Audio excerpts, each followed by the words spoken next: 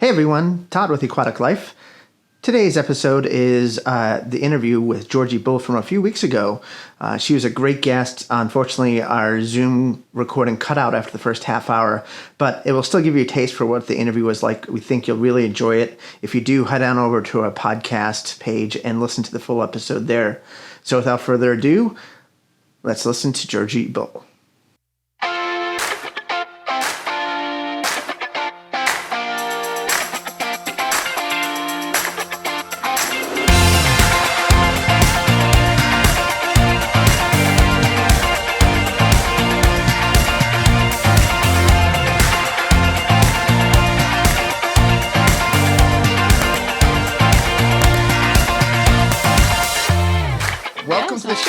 Welcome to Aquatic Life. Thank you. It's great to be here. We're super happy to have you. It is our very first international interview, other than our last one, Patrick. Oh, cool. Yes. Our last guest was a marine biologist for the Monterey Bay Aquarium in Monterey, California, but he actually was, he is French, but he grew up in America, but he could speak with a French accent, but that was about it. So you're a legitimate first international guest. We're really happy to have you. So thanks for joining us. Hey, no, it's great to be here. Thank you for inviting me. Yeah, of course. So why don't we just start off, Georgie? Tell us, we just met. Why don't you just give us a background, tell us about yourself, and we'll start from there. Cool. So I'm currently studying in the southwest of England. I'm working towards my marine biology and coastal ecology degree at Plymouth University. And I think the main thing that I'll probably be talking about today and focusing on isn't just my degree. It's likely going to be the amount of shore diving that I get up to around the south coast of the UK. Yes. I don't really have a script that I'm going to go on, but I know that I can talk about this for days on end. So that's what we want to hear. That's awesome.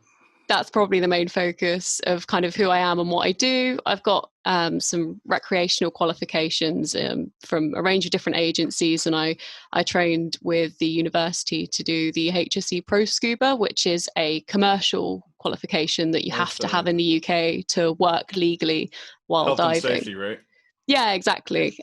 So I guess I have a bit of a kind of a both commercial and recreational perspective of diving, but my main passion is science and marine life, basically. Nice. Now, is the HSE, is that one required to work in aquariums and things like that scientifically, or is that just another route you're wanting to thinking about going down with your career? I think I'm trying to keep as many options open because the graduate market is saturated with lots of passionate marine biologists. So I'm quite paranoid that being passionate isn't good enough. And basically the HSE, there are ways that you can work you can dive and work without being HSE qualified, but for scientific purposes, for the large part in the UK, if you're being paid to work, you need that HSE qualification. That's awesome. And how long have you been diving? So I've been diving since 2016. Okay. I learnt to dive in the south coast of the UK, and up until last year, all of my diving has been in the southwest of the UK. So all temperate and cold water diving? Pretty much, nice. Yeah. Dry suit? Yeah. Nice. Yeah. I remember one of my first temperate cold water dives. Todd and I both were there, and it was a 7 mil wetsuit. I had a 7 mil wetsuit, so I'm like the Stay Puft Marshmallow Man. Yeah, I know that feeling. Todd was a little worse off than I was. He had a 7 mil Farmer John and a full wetsuit, 7 mil, and a 5 mil hooded vest over it. I'm lucky any of my joints worked. It was crazy. Yeah. But, try doing skills. Yeah, I can't reach my mask. It's crazy. Yeah, I think I'm so numb to it now. I spent the first 2 years of diving in a semi-dry sort of 7 mil wetsuit, and then sort of reached out into dry suit diving. But I don't own a wetsuit thinner than 7 mil, and I've actually never had the luxury of using a wetsuit any thinner than that. So I don't know what I'm missing out on. If I start doing more nice kind of tropical diving, I'll probably grow to resent it. But at the moment, it's all I know. Well, you got that dry suit. It makes it easier. So is the dive absolutely your love and passion or want in diving lead you into your study, or was it vice versa? Was it that you were studying marine biology already and like, I should try out diving? So I started diving before I started studying marine bio, but I had a bit of an obscure introduction to it, really. All my life, sort of as a child, I was adamant I was going to be a paleontologist, and I was fascinated by fossils, and I was adamant that all I would do with my life is look at fossils. And I moved down to the south coast, and I live along the Jurassic coast, and my partner does guided fossil walks, and we met through fossils, and that was kind of a big part of my life, and I always saw my career going in that direction. And then I started to kind of dabble in rock pooling, and then it was a really kind of dramatic obsession that sparked, and I started looking at stuff that was living rather than dead. And from there I joined groups on Facebook, the kind of groups where you upload a picture of something for ID, and within minutes there's someone that knows the Latin name. And they'll basically lots of those groups. And I was studying up for kind of I don't know what it would be in America, but sixth form, when you're sort of 16 to 18 and you're studying before you go to university. And I thought, you know what, I'm going to try and learn a little bit about marine life and see where that takes me. And from there, I spoke to a guy who does a lot of underwater videography and for a lot of the wildlife groups along the south coast. And he invited me to come down to the south coast, learn how to dive, and do a videography internship with him. And that's really where I started out trying to learn about local marine life. And then from there, I thought, I think formalizing this into something I can study and make a career would be amazing. And that's hopefully the trajectory I'm on now. That's fantastic. Well, it sounds like you're off to a good start for sure. Yeah, with any luck. Right. So what are some of the highlights to diving in England? I mean, it's for me, we both dove a lot in a lot of places. England has never really been on my radar as a hot spot, but that's just because I don't know. Yeah. I mean, is due to ignorance, I think, on both of our parts. Yeah. No, it's do you guys have a lot of kelp? Do you have a lot of invertebrates and like starfish, brittle stars? What kind of sea life do you guys have? I think it's UK diving. There was this big conversation about exactly this just a few days ago from underwater photography dealer that I'm quite good friends with, and he has regular live discussions, and this is one of the things he spoke about. How do kind of external people or internationals view UK diving? And I don't know, and it's really interesting to talk to you guys to see that, because obviously it's all I know. Right. But actually, I think a lot of people, even people who are British, don't give British diving a chance a lot of the time. And I think there's a few contributing factors to that.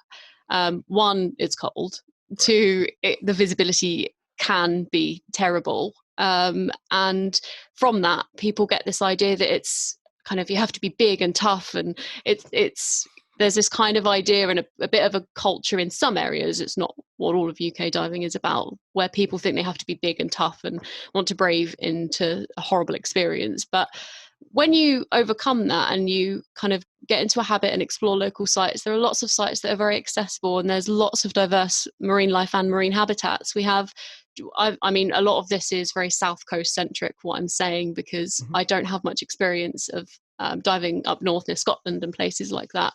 It's definitely on my bucket list though. But we have amazing seagrass beds. Seahorses are a big highlight. They're not very common and they're highly protected, but we do have seahorses just down the road from me. Wonderful. I love mud diving, where you're just kind of in the visibility might not always be great, but if you really pay attention, you can find amazing invertebrates, nudibranchs, really charismatic crab species. You've got beautiful rocky reef kelp forests, merle beds, which are a type of algae, like a stony algae, coralline algae. And I think people who initially get into diving are shocked by it. Actually, I think especially with good visibility, it can be really, really beautiful. And while we might not have thousands of reef fishes kind of swimming past us, if you pay enough attention, you will find some really amazing macro life. I think it just takes a little bit more patience sometimes. That's the joy of buck diving, right? Right. Yeah. So it's been interesting to me that a lot of people, including myself, when I first started diving, it was more about the pelagics and the larger fish, you know. But then the more I dove, the more I found myself looking at the smaller things. Absolutely. And, you know, I'll get out on a dive, and, you know, if it's in the Caribbean, you know, I'm like, I'll spend a whole dive just on one little coral head where everybody else just running down the reef. You know? Yeah. They're like, well, what are you looking at? I'm like, well, you know, there's these nudibranchs, there's a flamingo's tongue, there's a little spotted drum, there's these little blennies, there, you know. Yeah, exactly. Yeah, so it's an amazing thing that we, you know, opportunity that we have as divers to get out there and see so much diversity.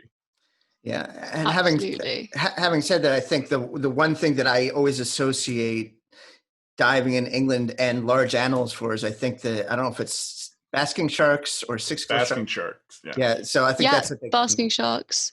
Tell Absolutely. us about that, because most of our listeners are also, at least for now, U.S. based and probably don't want to know anything about them. And so, yeah, tell us about what you know about those guys.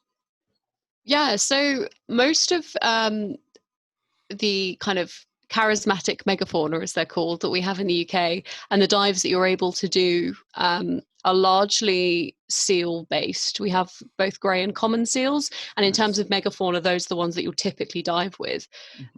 Basking sharks will migrate here in the summer months, and you can go on various wildlife tours to see them both in Scotland and on the south coast. They're kind of hot spots. However, diving with them as a kind of you know, we don't tend to have rib charters that will go out looking for basking sharks, unfortunately. You can snorkel with them, and that does happen, and you can do that legally, but there is quite high levels of protection for basking sharks. So a lot of the basking shark experiences that you'll come across, they're very regimented in the distance that they keep from them, and I've not known anyone to use scuba gear to kind of photograph or kind of experience basking sharks. It's typically a snorkeling experience. Sure. Okay. Because they're usually at the surface, and I think they're less likely to be kind of intimidated by you if you're not in full scuba setup. But it is something you can do, and I think the best place to do it is sort of Oban in Scotland. There's some amazing footage from people from there. It's not something I've done myself. I've seen them from the surface on boat tours, but I've never been in the water with one. So despite being from the UK, I can't say I have a huge amount of expertise on seeing them in the water. That's all right. It's still more than us.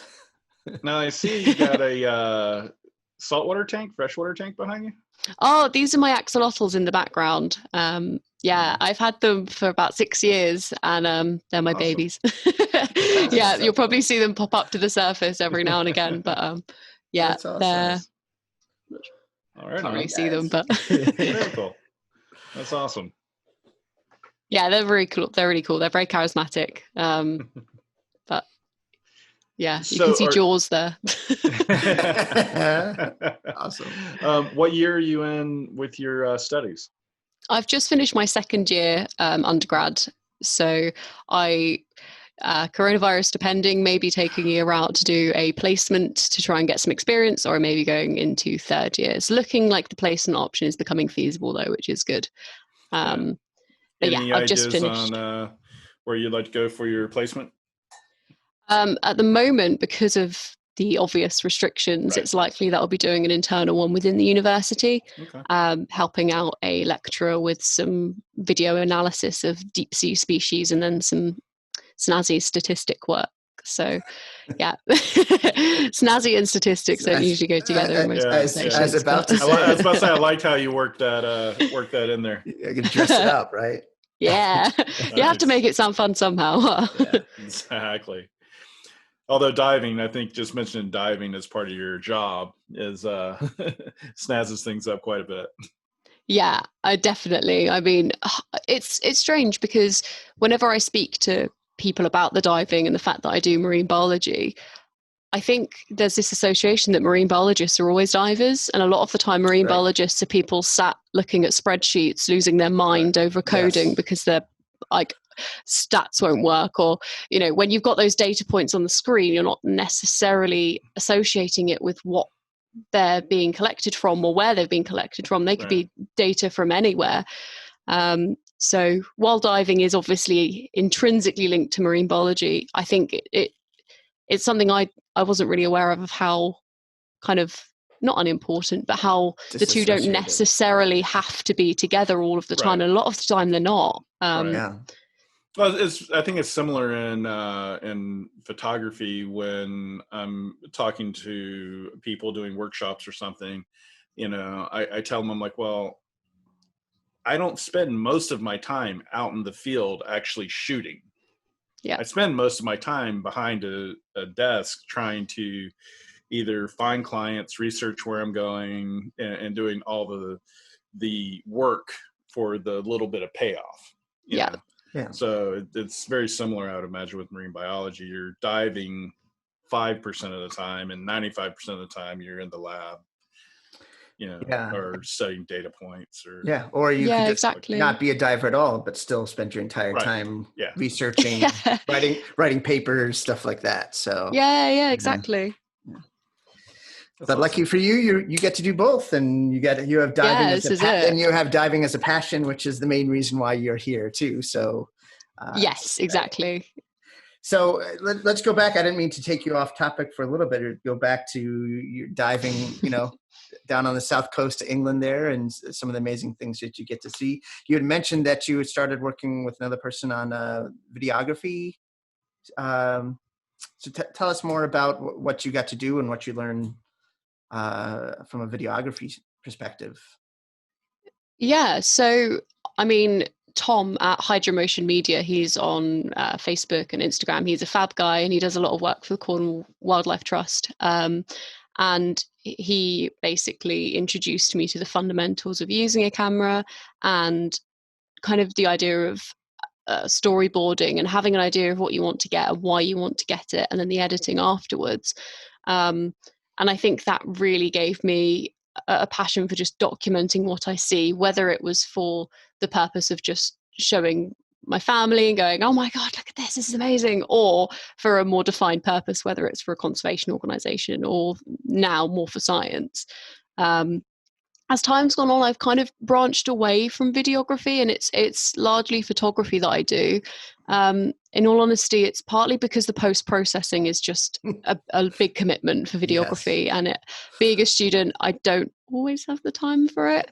And the other thing is the hardware. I'm currently speaking to you on a kind of laptop tablet hybrid jobby, and trying to render video in this is sometimes like pulling teeth. So I'd like to do more of it, and it's actually where I'm trying to head back into. But at the moment, just developing my skills with my photography is just so much more accessible for me. Yeah. Well, a lot of those skills will translate back into photography. They kind of, composition and understanding focal length and aperture and shutter speed, all that stuff, will translate back and forth between the two. And it's good to have a good grasp on all that. Absolutely. Yeah. I'm hoping it will set me in good stead. I'm sort of brainstorming a collection of ideas at the moment for projects and videos I'd like to do in the next few months before I start back at uni, and try and kickstart things on YouTube and things like that. But yeah, I think I'm hoping it will set me up in good stead to start going back into that for sure. Now, do you have your own equipment? Does the school provide anything for you as far as dive gear, camera gear, any of that? Or if I'm diving with the university, then minus masks, if we're not using full face masks, minus kind of half masks and fins and hood and gloves and dry suit, they will insist that you use their regs and their species and everything, because they want everything to be to a very high safety standard. Yeah.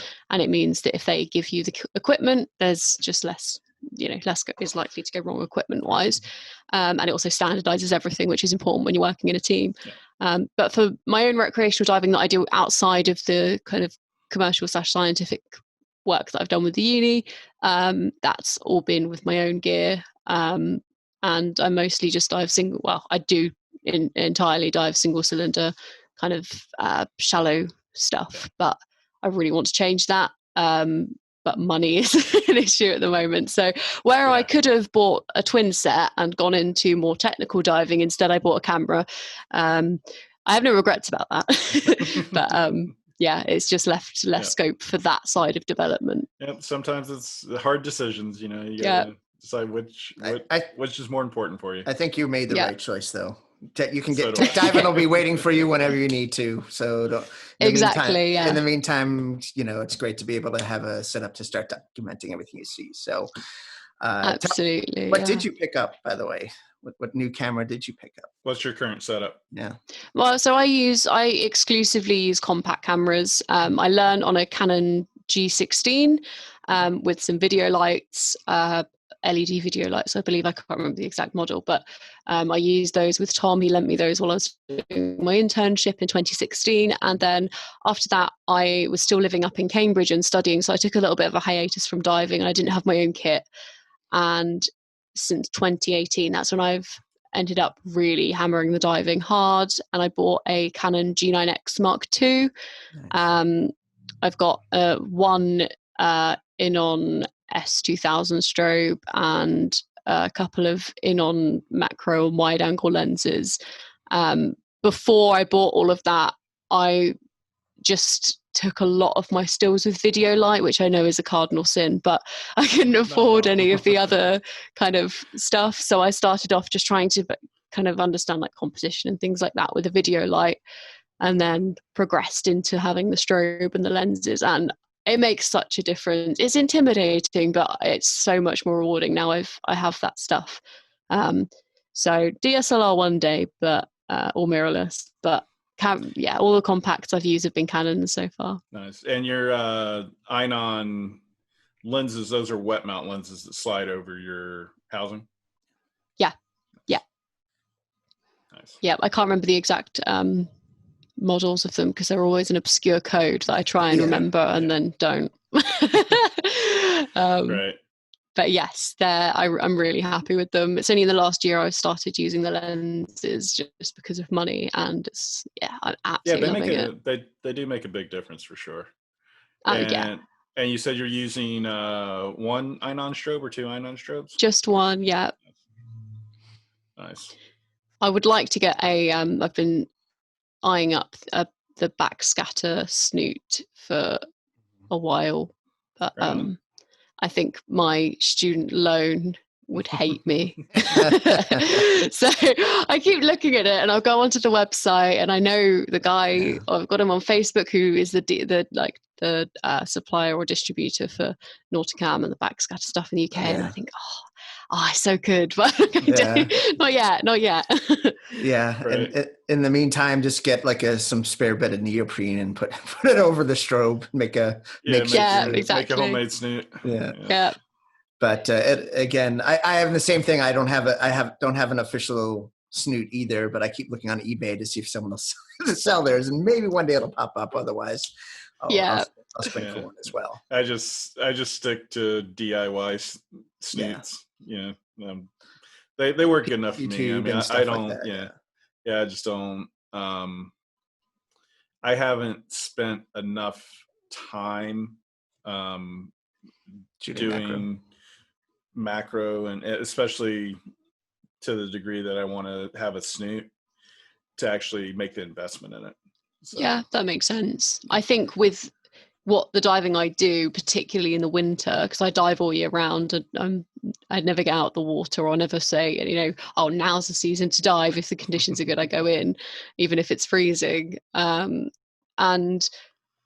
a lot of the time when the visibility is bad, you don't really have a choice but to do macro, because when the vis is like 1 or 2 meters, that nudibranch is the savior of your dive, and that one nudibranch photo might be the only decent photo you get. Yeah. Yeah. Well, I have told several people that compact cameras are actually very good, and especially these days, the technology's gotten very good. But I would spend my money on lights instead of upgrading to a DSLR, because you have certain benefits with a point and shoot, where you can just take the wet lens and go on your dive, and you can do everything from macro to wide angle. Yeah. And really not have too many worries. Yeah, and your form factor is so much smaller with a compact. It just lends itself, if you're into shooting macro and shooting critters, like having a macro setup is so much easier to manipulate than a big DSLR setup like Dawn and I have. Yeah. So and they're so cool. There's so many cool little critters to shoot. So and you don't have to make up your mind. So like Todd and I, before we get in the water, we got to decide: are we going to shoot macro on this dive, or are we going to shoot wide angle on this dive? Yeah, you get to do both. So yeah, exactly. And it never fails. Whichever way we decide to go, it's always the other camera we should have brought. Absolutely. Yeah. It's like if you don't take a camera, that's when you'll see something amazing. Yep. Do you have a passion right now? Are you like more passionate about shooting macro and critter work versus seascapes and other wide angle type subjects? I think at the moment I've developed a slight obsession with wide angle because I've only just recently started to dabble in it. Nice. And last year when this is the first kind of summer season where the visibility isn't god awful, where I've actually had a wide angle lens. So at the moment I've really fell in love with the idea of trying to capture atmosphere with wide angles. I've still got a lot to learn, but there have been a few shots that I've just been so pleased with, and they've really captured what I feel when I'm snorkeling or diving in the UK waters, and it's been really nice to show people that they're not particularly scientific or useful from an information perspective, but they look really nice, so I'm happy. They're artistic. They're not scientific. They're artistic. Exactly. Exactly. Well, you say you dive year round. How is that in the winter months? What kind of water temperature do you guys get in the winter? It varies. I think it can get down to, I'm trying to think off the top of my head now, sort of 10 degrees. Celsius? Yeah, Celsius, yeah.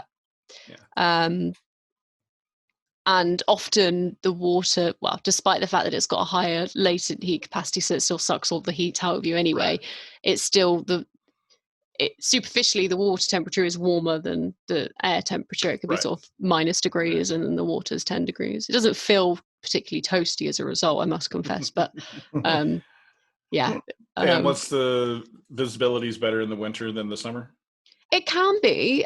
After the winter months in sort of January and February, when the storms have passed, you can find you get a bit of a lull, and it can be very bitter cold, but there's less kind of turbulent weather. And some of the loveliest dives I've had have been sort of January, February time at a little cove in Weymouth, in Dorset, that it's sheltered from southwesterlies.